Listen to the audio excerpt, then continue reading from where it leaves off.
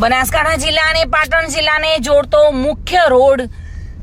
જિલ્લા પ્રમુખ કીર્તિસિંહજી વાઘેલાના હસ્તે આજે ખાતમુહૂર્ત કરવામાં આવ્યું। બનાસકાંઠા જિલ્લામાં આવેલા ગ્રામ્ય વિસ્તારના બિસ્માર હાલતમાં જોવા મળતા રોડનું સમારકામ અને ખાતમુહૂર્ત કરવામાં આવતું હોય છે, ત્યારે આજ રોજ બનાસકાંઠા અને પાટણ જિલ્લાને જોડતા મુખ્ય રોડ જે કેટલાય સમયથી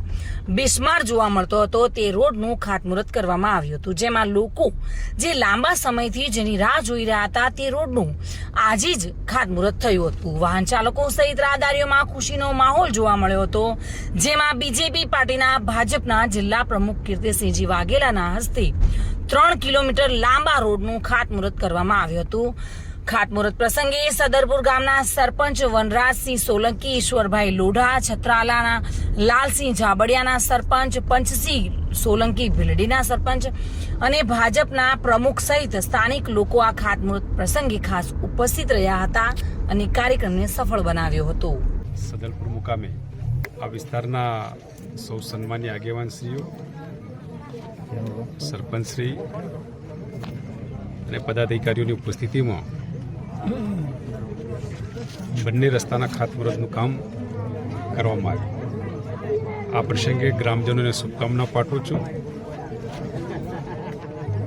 કે પાકા રસ્તા બનવાના કારણે ખાસ કરીને બનાસકાંઠા અને કાંકરેજ વિધાનસભા ક્ષેત્રના લોકો, ગ્રામ્ય ક્ષેત્રમાં રહેતા, ખેતરોમાં રહેતા લોકોને પોતાના ખેત પેદાશો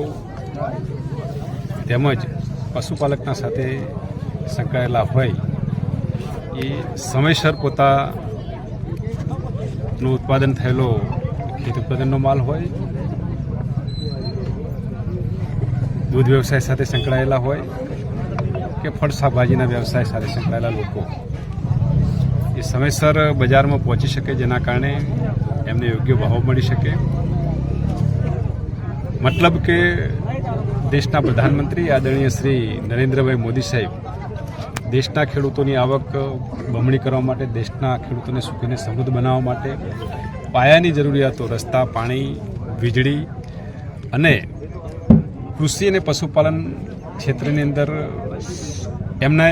પેદા કરેલો પોતાનો માલનો ભાવ વ્યાજબી મળે, પોષણયુક્ત ભાવ મળે, જેના કારણે ખેડૂતોની આવક બમણી થઈ શકે। ખાસ કરીને બનાસકાંઠામાં એ વખત તત્કાલીન મુખ્યમંત્રી તરીકે મોદી સાહેબે કરેલી આ વિકાસ યાત્રાને આજે